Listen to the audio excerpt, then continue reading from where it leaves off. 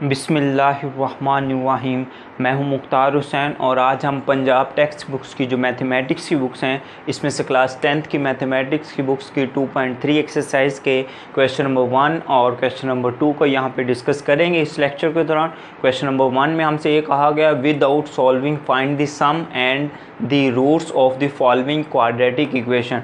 यहाँ हमारे पास ये है 6 के करीब जो क्वेश्चन दिए गए हैं, क्वाड्रेटिक इक्वेशन दी गई हैं और हमसे ये कहा गया कि हमने इस क्वाड्रेटिक इक्वेशन को उर्दू में बोलें तो दो दर्जे मसावात को हल नहीं करना और हल किए बगैर हमने बताना है इसके रूट्स क्या होंगे और हमने ये भी बताना है कि इसके जो है रूट्स के अलावा इसका जो है वो इनके रूट्स का जो प्रोडक्ट क्या होगा और इन रूट्स का हासिल ज़रब क्या होगा। इस मकसद के लिए आप लोग यहाँ पे इसका फार्मूला याद रखिएगा। फ़र्स्ट ऑफ़ ऑल मैं इसे इंग्लिश मीडियम के हिसाब से सॉल्व कर रहा हूँ। आप लोग इसे बोलेंगे we know that sum of roots का हमारे पास फार्मूला होता है -b/a। तो अब यहाँ पे इसकी वैल्यू निकालते हैं तो सम ऑफ रूट्स मतलब हमारे पास ये वैल्यू क्या आ जाएगी माइनस और b की जगह पे हमें पता है कि x⁻1 का कोफिशिएंट ये जो होता है क्वाड्रेटिक इक्वेशन के स्टैंडर्ड फॉर्म के साथ कंपेयर करें तो ये b होगा जो कि हमारे पास -5 है और a जो होता है x⁻2 का कोफिशिएंट जो कि यहाँ पे हमारे पास 1 नज़र आ रहा है वो 1 होगा। तो यूँ हमारे पास ये इक्वेशन दी गई है इसके रूट्स का जो सम होगा वो प्लस में 5 आएगा। नंबर सेकंड पे हम अब बात करते हैं प्रोडक्ट ऑफ रूट्स की। तो we know that product of roots is equal to c/a होता है।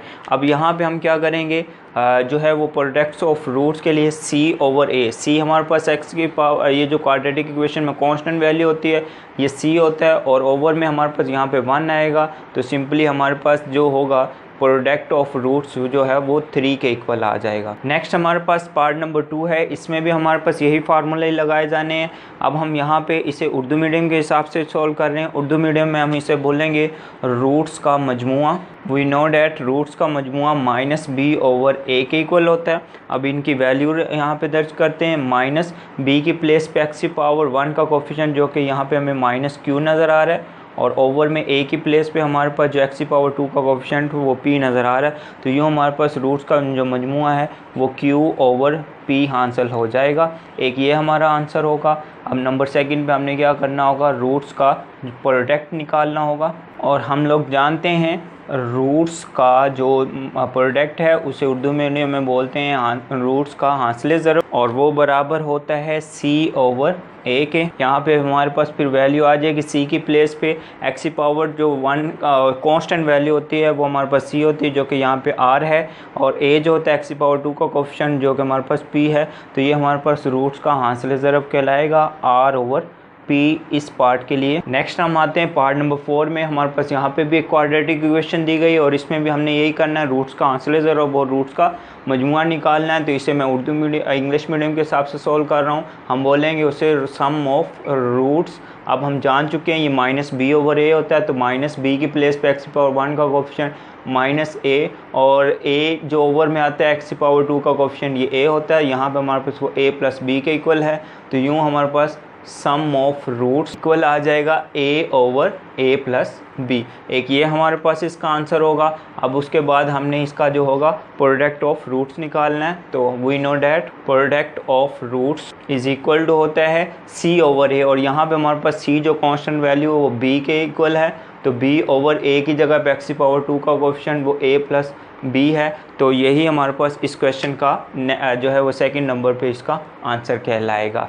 अब हम आते हैं पार्ट नंबर 5 की तरफ। तो इसको मैं अब उर्दू मीडियम के हिसाब से सॉल्व कर रहा हूँ। वी नो डैट रूट्स का हासिल ज़रब। रूट्स का जो हासिल ज़रब होता है वो c/a होता है और c यहाँ पे हमारे पास कांस्टेंट वैल्यू n-l है और a की जगह पे x⁻2 का कोफिशिएंट जो है l + m है। ये हमारे पास होगा। एक तो ये हमारे पास इसका आंसर आ गया रूट्स का हासिल ज़रब। अब हमने निकालना है रूट्स का मजमुआ। तो रूट्स का मजमुआ हमारे पास इक्वल होता है -b/a। तो -b की जगह पे x⁻2 का कोफिशिएंट x⁻1 का कोफिशिएंट वो हमारे पास m + n है। ओवर में x⁻2 का कोफिशिएंट वो हमारे पास l + m है और ये हमारे पास इसका रूट्स का हासिल ज़रब कहलाएगा। सिमिलरली हम इसका पार्ट नंबर जो 6 है वो भी करते हैं।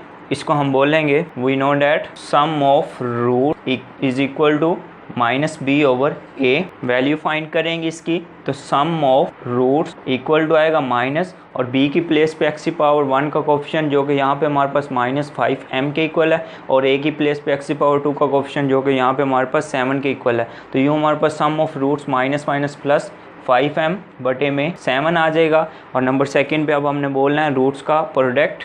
We know that product of roots is equal to होता है c ओवर a। तो इसकी वैल्यू यहाँ पे पुट करेंगे, तो c हमारे पास ये कांस्टेंट वैल्यू जो है वो 9n लिखी हुई है, ओवर में a की जगह पे हमारे पास 7 आ जाएगी। तो ये हमारे पास इसका रूट्स का प्रोडक्ट कहलाएगा और ये हमारे पास इसका रूट्स का हासिल ज़रब है। और ये क्वेश्चन यहाँ तक कंप्लीट हुआ। अब हम आते हैं क्वेश्चन नंबर 2 की तरफ। क्वेश्चन नंबर 2 में हमसे ये कहा गया find the value of k if ये हमारे पास एक इसका पार्ट नंबर मैंने 2 लिखा, पार्ट नंबर 1 इसी मेथड के ज़रिए से, उसमें भी कंडीशन कुछ इससे मिलती जुलती है। इक्वेशन मसावात को जो है वो चेंज किया गया है। इसकी स्टेटमेंट में हमसे ये कहा गया मसावात हमारे पास ये दी गई कि रूट्स का मजमुआ इसके रूट्स के हासिल ज़रब का 3/2 गुना है। और पार्ट नंबर 1 में वो हमारे पास जो मसावात दी गई उसमें रूट्स का मजमुआ इसके हासिल ज़रब का दुगना दिया गया। यहाँ पे 2 है और दुगना का मतलब 2 आ जाएगा, यहाँ पे हमारे पास इसके इक्वल है। तो अब इसको सॉल्व करने के लिए हम उसे लिखेंगे वी नो डैट रूट्स का मजमुआ बराबर होता है माइनस बी ओवर ए के, और रूट्स का हासिल ज़रब वो बराबर होता है c ओवर a के।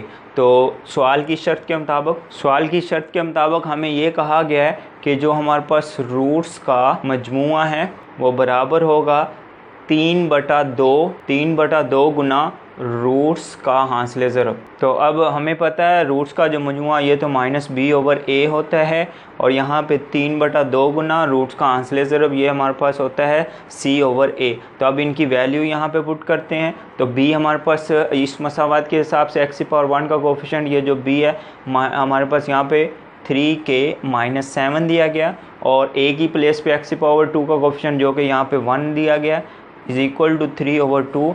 c ओवर a की जगह पे c हमारे पास यहाँ पे 5k दिया गया, ओवर में a की जगह पे x की पावर 2 का कोफिशिएंट वो 1 आएगा।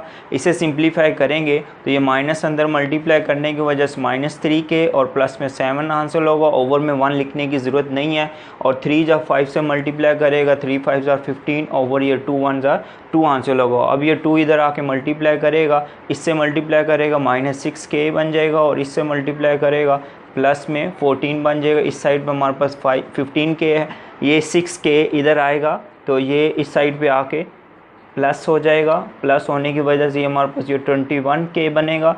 लेफ़्ट साइड पे हमारे पास 14 है, तो यूँ हमारे पास k बराबर आएगा 14/21। ये दोनों 7 के टेबल पे कैंसिल होंगे, 7 2 = 14 और 7 3 = हमारे पास 21। तो यूँ हमारे पास k की जो वैल्यू हमने फाइंड करनी थी वो हमारे पास 2/3 आ जाएगी, और ये जो वैल्यू है यही इस तरह से इस क्वेश्चन का आंसर होगी। तो मैं उम्मीद करता हूँ कि क्वेश्चन नंबर 2 और क्वेश्चन नंबर 1 को आप लोगों ने अच्छे तरीके से अंडरस्टैंड कर लिया होगा। लेकिन अगर कोई बात आपको समझ नहीं लगी है तो आप मुझे कमेंट्स बॉक्स में या मेरे इस व्हाट्सएप नंबर पर जो कि आपको नीचे लिंक में और नीचे ये जो आपको जो है टाइटल बार में नज़र आ रहा है, आप वहाँ से आकर मेरे साथ रब्ता करके आप मुझसे वो क्वेश्चन का आंसर ले सकते हैं।